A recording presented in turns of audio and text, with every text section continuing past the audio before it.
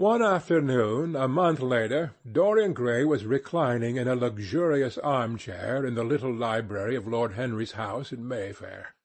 It was, in its way, a very charming room, with its high-panelled wainscoting of olive-stained oak, its cream-coloured frieze and ceiling of race plasterwork, and its brick-dust felt carpet strewn with silk long-fringed Persian rugs.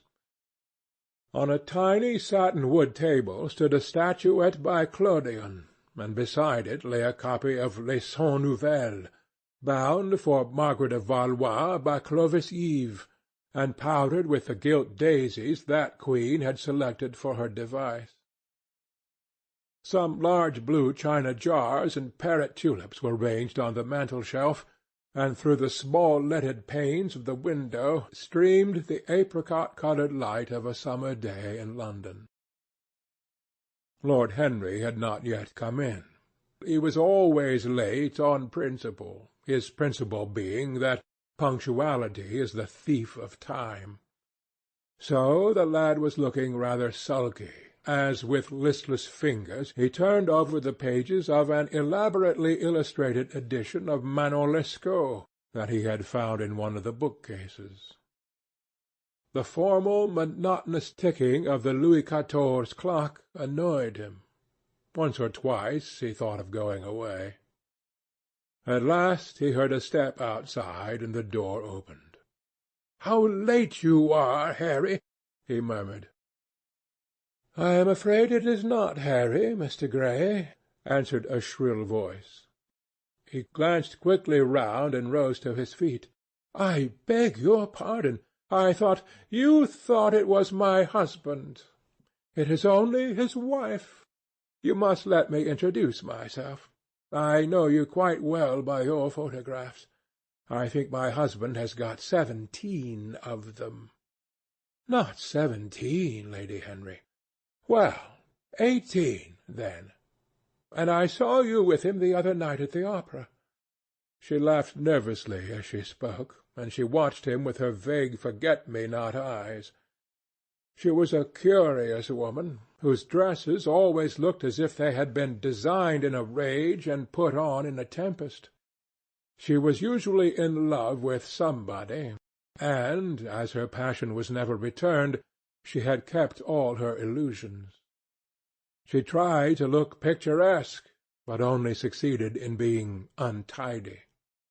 Her name was Victoria, and she had a perfect mania for going to church. "That was Lohengrin, Lady Henry, I think?" "Yes, it was dear Lohengrin. I like Wagner's music better than anybody's. It is so loud that one can talk the whole time without other people hearing what one says. That is a great advantage, don't you think so, Mr. Gray?" The same nervous staccato laugh broke from her thin lips, and her fingers began to play with a long tortoise-shell paper-knife. Dorian smiled and shook his head. "I'm afraid I don't think so, Lady Henry. I never talk during music, at least during good music. If one hears bad music, it is one's duty to drown it in conversation." "Ah, that is one of Harry's views, isn't it, Mr. Gray? I always hear Harry's views from his friends. It is the only way I get to know of them. But you must not think I don't like good music. I adore it, but I am afraid of it. It makes me too romantic. I have simply worshipped pianists. 2 at a time sometimes, Harry tells me. I don't know what it is about them. Perhaps it is that they are foreigners. They all are, aren't they? Even those that are born in England become foreigners after a time, don't they? It is so clever of them, and such a compliment to art. Makes it quite cosmopolitan, doesn't it? You have never been to any of my parties, have you, Mr. Gray? You must come. I can't afford orchids, but I spare no expense in foreigners. They make one's rooms look so picturesque. Ah, but here is Harry. Harry, I came in to look for you, to ask you something. I forget what it was, and I found Mr. Gray here. We have had such a pleasant chat about music. We have quite the same ideas. No, I think our ideas are quite different, but he has been most pleasant. I am so glad I've seen him." "I am charmed, my love, quite charmed," said Lord Henry, elevating his dark crescent-shaped eyebrows and looking at them both with an amused smile. "So sorry I am late, Dorian. I went to look after a piece of old brocade in Wardour Street, and had to bargain for hours for it. Nowadays people know the price of everything and the value of nothing." "I'm afraid I must be going," exclaimed Lady Henry, breaking an awkward silence with her silly sudden laugh. "I have promised to drive with the Duchess. Good-bye, Mr. Gray. Good-bye, Harry. You are dining out, I suppose? So am I. Perhaps I shall see you at Lady Thornbury's." "I dare say, my dear," said Lord Henry, shutting the door behind her as, looking like a bird of paradise that had been out all night in the rain, she flitted out of the room, leaving a faint odour of frangipani. Then he lit a cigarette and flung himself down on the sofa. "Never marry a woman with straw-coloured hair, Dorian," he said after a few puffs. "Why, Harry?" "Because they are so sentimental." "But I like sentimental people." "Never marry at all, Dorian. Men marry because they are tired, women because they are curious. Both are disappointed." "I don't think I am likely to marry, Harry. I am too much in love. That is one of your aphorisms. I am putting it into practice, as I do everything that you say." "Who are you in love with?" asked Lord Henry after a pause. "With an actress," said Dorian Gray, blushing.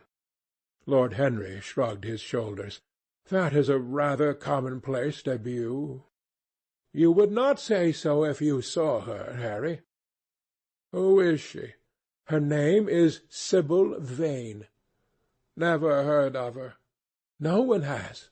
People will some day, however. She is a genius." "My dear boy, no woman is a genius. Women are a decorative sex. They never have anything to say, but they say it charmingly. Women represent the triumph of matter over mind, just as men represent the triumph of mind over morals." "Harry, how can you?" "My dear Dorian, it is quite true.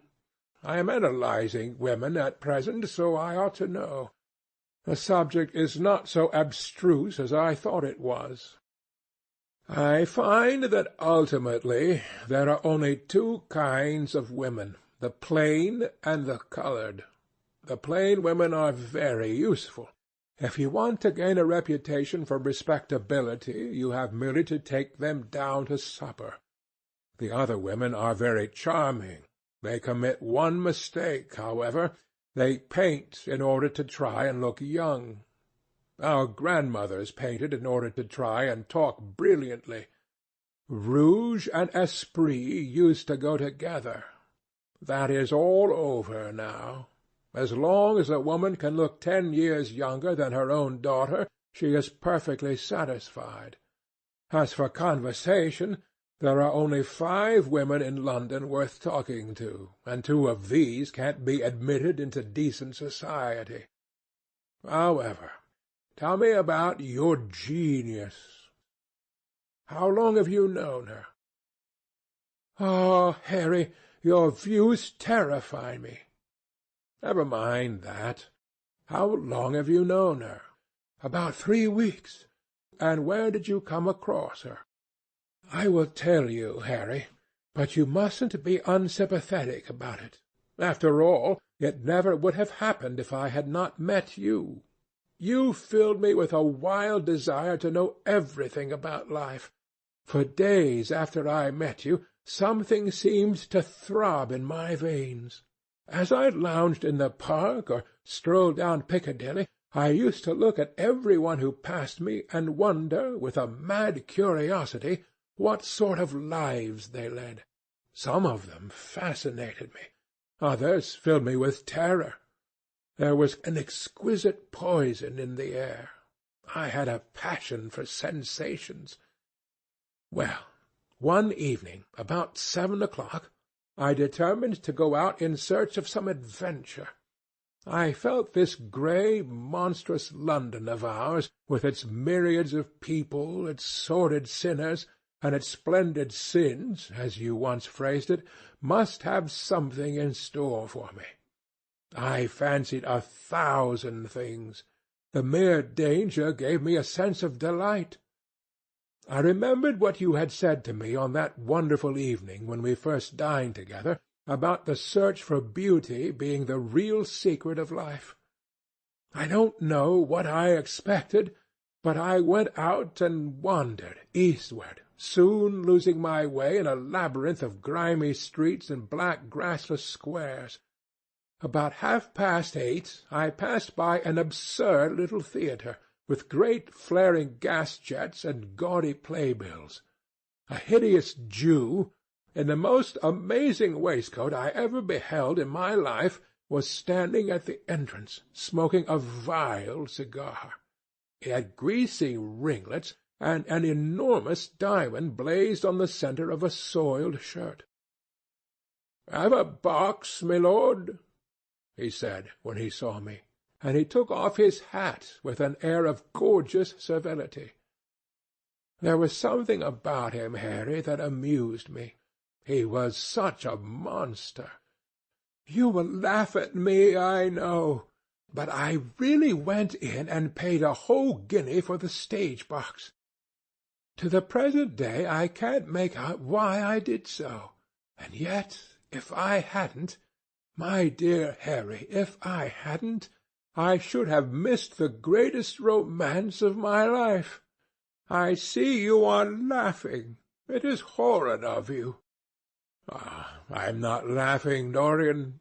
At least I am not laughing at you. But you should not say the greatest romance of your life. You should say the first romance of your life.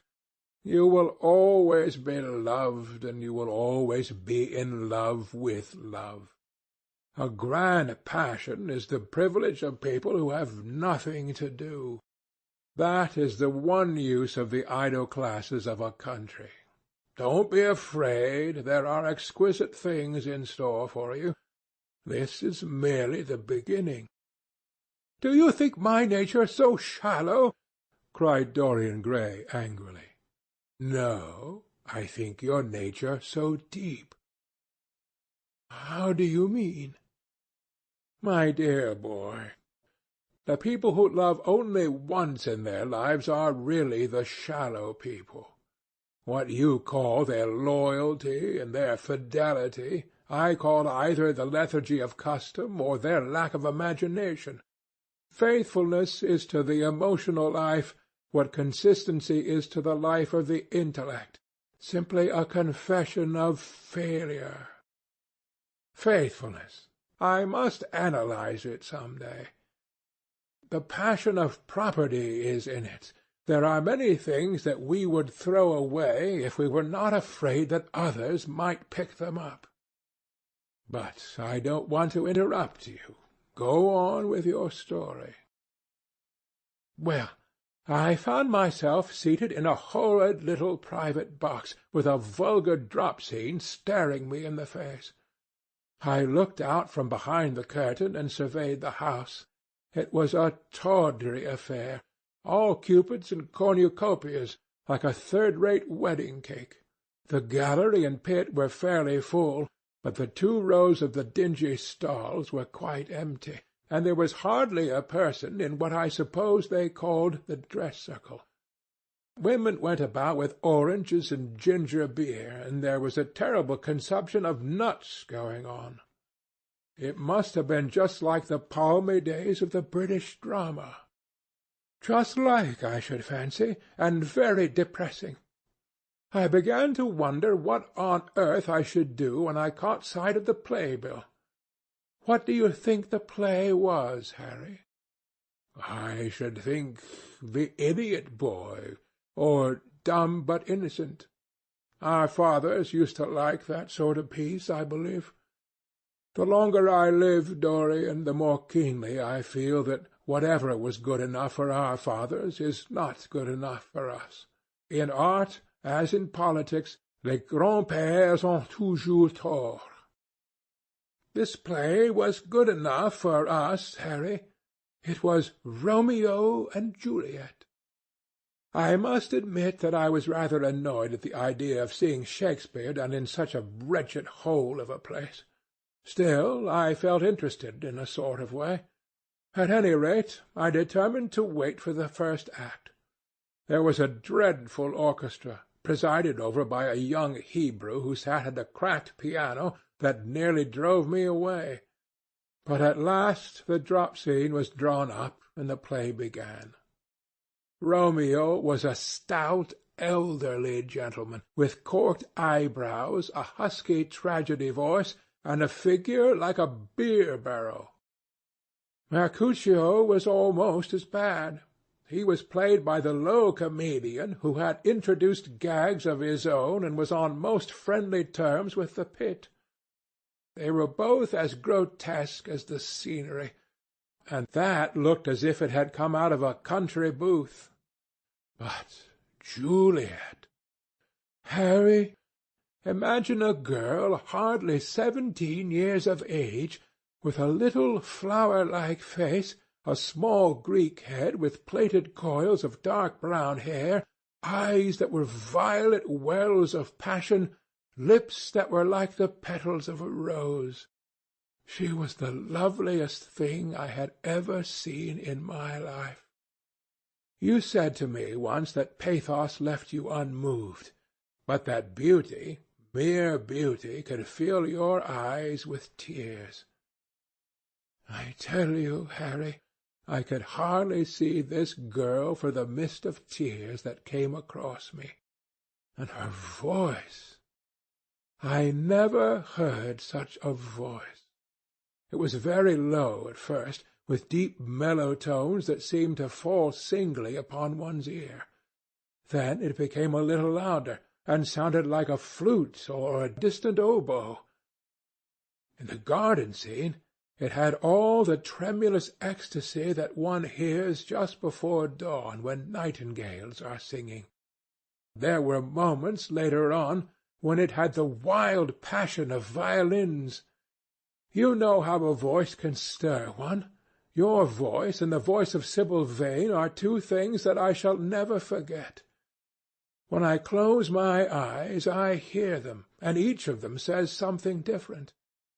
I don't know which to follow. Why should I not love her? Harry, I do love her. She is everything to me in life. Night after night I go to see her play. One evening she is Rosalind, and the next evening she is Imogen. I have seen her die in the gloom of an Italian tomb, sucking the poison from her lover's lips. I have watched her wandering through the forest of Arden, disguised as the pretty boy in hose and doublet and dainty cap. She has been mad, and has come into the presence of a guilty king, and given him rue to wear and bitter herbs to taste of. She has been innocent, and the black hands of jealousy have crushed her reed-like throat. I have seen her in every age and in every costume. Ordinary women never appeal to one's imagination. They are limited to their century. No glamour ever transfigures them. One knows their minds as easily as one knows their bonnets. One can always find them. There is no mystery in any of them.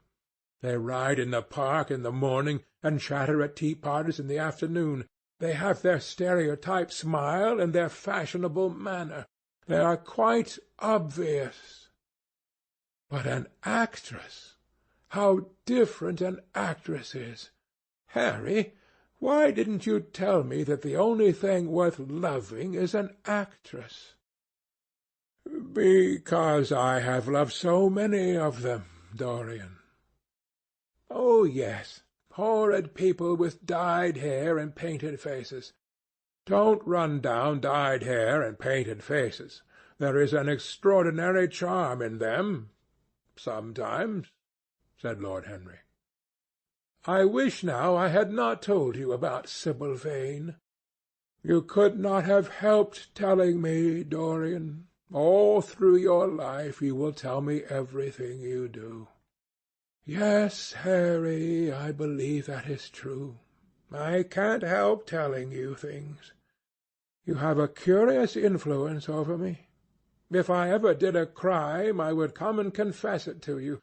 You would understand me.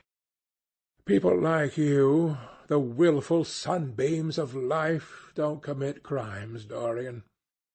But I am much obliged for the compliment all the same. And now tell me. Reach me the matches like a good boy. Thanks. What are your actual relations with Sibyl Vane? Dorian Gray leaped to his feet with flushed cheeks and burning eyes. Harry, Sibyl Vane is sacred. It is only the sacred things that are worth touching, Dorian, said Lord Henry, with a strange touch of pathos in his voice. But why should you be annoyed? I suppose she will belong to you some day. When one is in love, one always begins by deceiving oneself, and one always ends by deceiving others. That is what the world calls a romance. You know her, at any rate, I suppose. Of course I know her. On the first night I was at the theatre, the horrid old Jew came round to the box after the performance was over, and offered to take me behind the scenes and introduce me to her. I was furious with him, and told him that Juliet had been dead for hundreds of years, and that her body was lying in a marble tomb in Verona. I think, from his blank look of amazement, that he was under the impression that I had taken too much champagne or something. I am not surprised. Then he asked me if I wrote for any of the newspapers. I told him I never even read them. He seemed terribly disappointed at that, and confided to me that all the dramatic critics were in a conspiracy against him, and that they were every one of them to be bought. I should not wonder if he was quite right there. But, on the other hand, judging from their appearance, most of them cannot be at all expensive. Well, he seemed to think they were beyond his means, laughed Dorian. By this time, however, the lights were being put out in the theatre, and I had to go. He wanted me to try some cigars that he strongly recommended. I declined. The next night, of course, I arrived at the place again. When he saw me, he made me a low bow, and assured me that I was a munificent patron of art. He was a most offensive brute, though he had an extraordinary passion for Shakespeare. He told me once, with an air of pride, that his 5 bankruptcies were entirely due to the Bard, as he insisted on calling him. He seemed to think it a distinction. It was a distinction, my dear Dorian, a great distinction. Most people become bankrupt through having invested too heavily in the prose of life. To have ruined one's self over poetry is an honour. But when did you first speak to Miss Sibyl Vane? The 3rd night. She had been playing Rosalind. I could not help going round. I had thrown her some flowers, and she had looked at me. At least I fancied that she had. The old Jew was persistent. He seemed determined to take me behind, so I consented. It was curious my not wanting to know her, wasn't it? No, I don't think so. My dear Harry, why? I will tell you some other time. Now I want to know about the girl. Sibyl?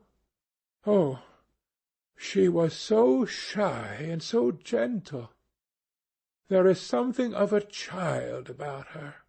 Her eyes opened wide in exquisite wonder when I told her what I thought of her performance, and she seemed quite unconscious of her power. I think we were both rather nervous. The old Jew stood grinning at the doorway of the dusty green-room, making elaborate speeches about us both, while we stood looking at each other like children. He would insist on calling me my lord, so I had to assure Sibyl that I was not anything of the kind. She said quite simply to me, "You look more like a prince.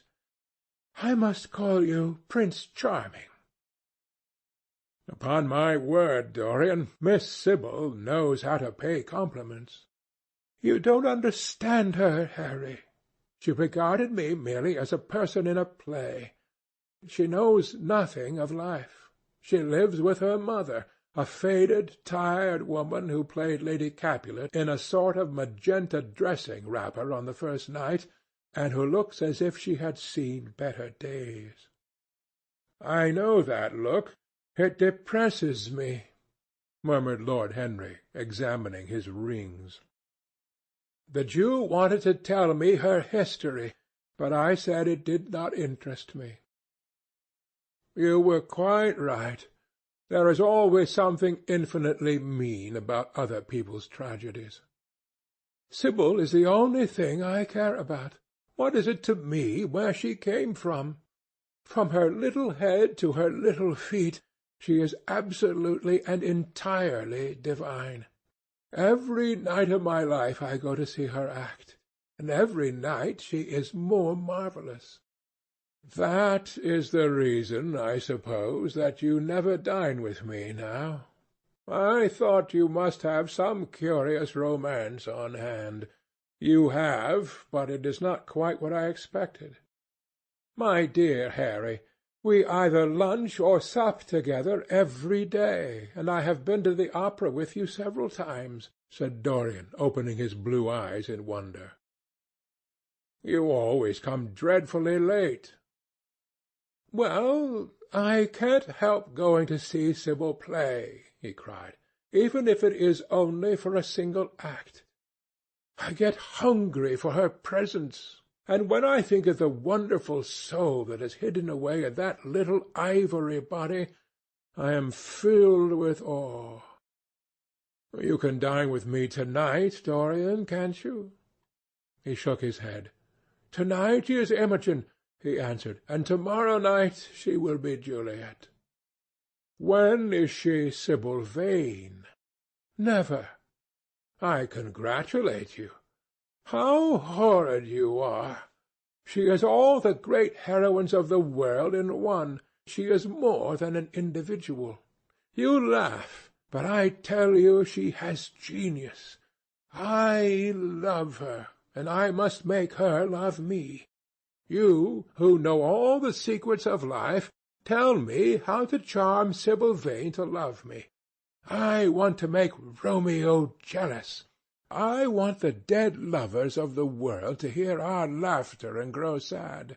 I want a breath of our passion to stir their dust into consciousness, to wake their ashes into pain. My God, Harry, how I worship her!" He was walking up and down the room as he spoke. Hectic spots of red burned on his cheeks. He was terribly excited.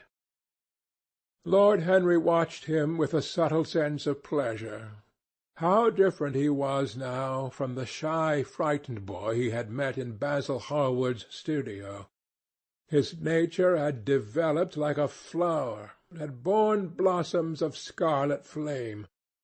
Out of its secret hiding-place had crept his soul, and desire had come to meet it on the way. "And what do you propose to do?" said Lord Henry at last. "I want you and Basil to come with me some night and see her act. I have not the slightest fear of the result. You are certain to acknowledge her genius. Then we must get her out of the Jew's hands. She is bound to him for 3 years. at least for 2 years and 8 months from the present time. I shall have to pay him something, of course. When all that is settled, I shall take a West End theatre and bring her out properly. She will make the world as mad as she has made me."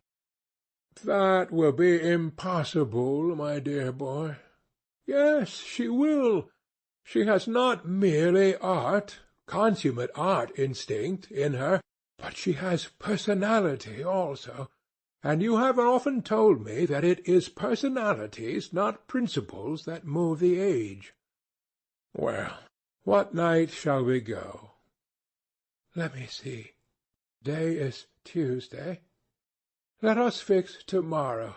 She plays Juliet tomorrow." "All right. The Bristol at 8 o'clock. And I will get Basil." "Not 8, Harry, please. 6:30.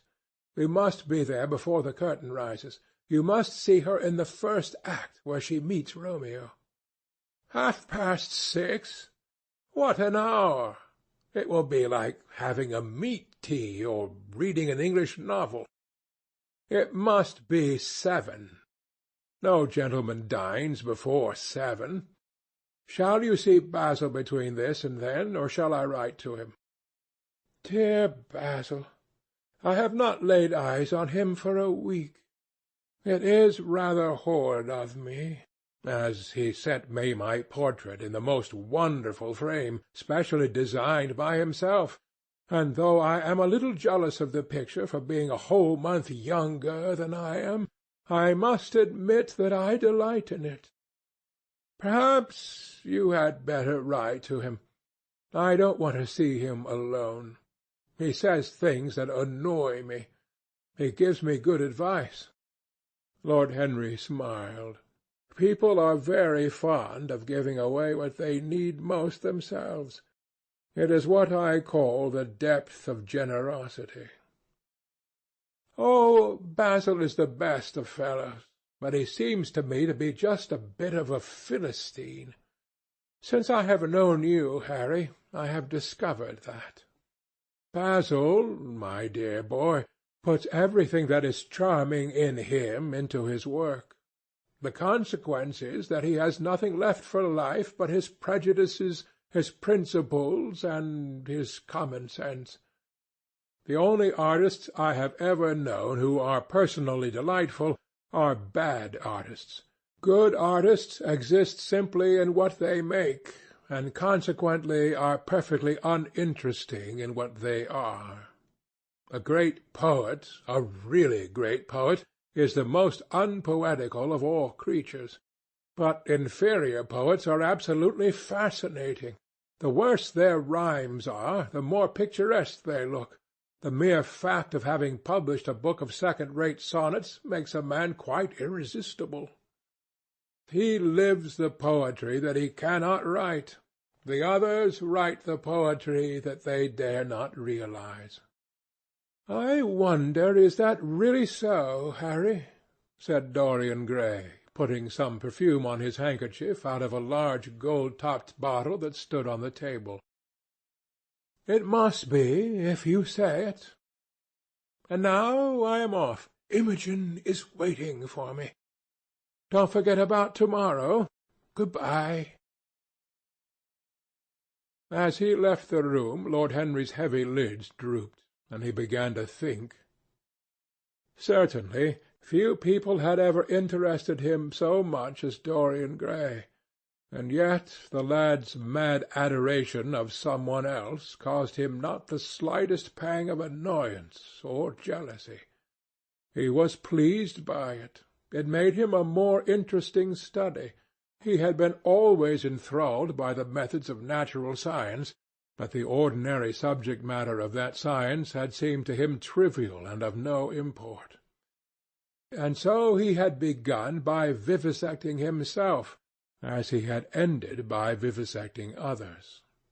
Human life, that appeared to him the one thing worth investigating.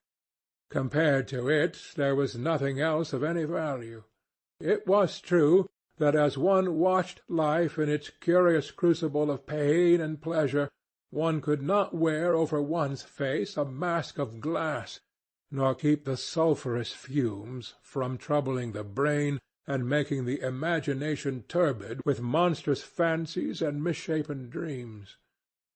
There were poisons so subtle that to know their properties one had to sicken of them. There were maladies so strange that one had to pass through them if one sought to understand their nature. And yet what a great reward one received! How wonderful the whole world became to one! To note the curious, hard logic of passion and the emotional-colored life of the intellect, to observe where they met and where they separated, at what point they were in unison and at what point they were at discord, there was a delight in that. What matter what the cost was? One could never pay too high a price for any sensation. He was conscious, and the thought brought a gleam of pleasure into his brown agate eyes, that it was through certain words of his, musical words said with musical utterance, that Dorian Gray's soul had turned to this white girl and bowed in worship before her. To a large extent the lad was his own creation. He had made him premature. That was something. Ordinary people waited till life disclosed to them its secrets. But to the few, to the elect, the mysteries of life were revealed before the veil was drawn away. Sometimes this was the effect of art, and chiefly the art of literature, which dealt immediately with the passions and the intellect. But now and then a complex personality took the place and assumed the office of art, was indeed in its way a real work of art, life having its elaborate masterpieces just as poetry has, or sculpture, or painting. Yes, the lad was premature. He was gathering his harvest while it was yet spring. The pulse and passion of youth were in him, but he was becoming self-conscious. It was delightful to watch him. With his beautiful face and his beautiful soul, he was a thing to wonder at. It was no matter how it all ended, or was destined to end. He was like one of those gracious figures in a pageant or a play whose joys seem to be remote from one, but whose sorrows stir one's sense of beauty, and whose wounds are like red roses. Soul and body, body and soul, how mysterious they were! There was animalism in the soul, and the body had its moments of spirituality. The senses could refine, and the intellect could degrade. Who could say where the fleshly impulse ceased or the psychical impulse began? How shallow were the arbitrary definitions of ordinary psychologists, and yet how difficult to decide between the claims of the various schools! Was the soul a shadow seated in the house of sin, or was the body really in the soul, as Giordano Bruno thought? The separation of spirit from matter was a mystery, and the union of spirit with matter was a mystery also. He began to wonder whether he could ever make psychology so absolute a science that each little spring of life would be revealed to us. As it was, we always misunderstood ourselves and rarely understood others. Experience was of no ethical value. It was merely the name men gave to their mistakes. Moralists had, as a rule, regarded it as a mode of warning, had claimed for it a certain ethical efficacy in the formation of character, had praised it as something that taught us what to follow and showed us what to avoid. But there was no motive power in experience. It was as little of an active cause as conscience itself. All that it really demonstrated was that our future would be the same as our past, and that the sin we had done once, and with loathing, we would do many times, and with joy. It was clear to him that the experimental method was the only method by which one could arrive at any scientific analysis of the passions, and certainly Dorian Gray was a subject made to his hand, and seemed to promise rich and fruitful results. His sudden, mad love for Sibyl Vane was a psychological phenomenon of no small interest. There was no doubt that curiosity had much to do with it, curiosity and the desire for new experiences, yet it was not a simple, but rather a very complex passion. What there was in it of the purely sensuous instinct of boyhood had been transformed by the workings of the imagination, changed into something that seemed to the lad himself to be remote from sense, and was for that very reason all the more dangerous. It was the passions about whose origin we deceived ourselves that tyrannized most strongly over us. Our weakest motives were those of whose nature we were conscious. It often happened that when we thought we were experimenting on others, we were really experimenting on ourselves. While Lord Henry sat dreaming on these things, a knock came to the door, and his valet entered and reminded him it was time to dress for dinner. He got up and looked out into the street. The sunset had smitten into scarlet gold the upper windows of the houses opposite. The panes glowed like plates of heated metal. The sky above was like a faded rose. He thought of his friend's young fiery-coloured life, and wondered how it was all going to end. When he arrived home, about 12:30, he saw a telegram lying on the hall table. He opened it, and found it was from Dorian Gray. It was to tell him that he was engaged to be married to Sibyl Vane. End of chapter 4.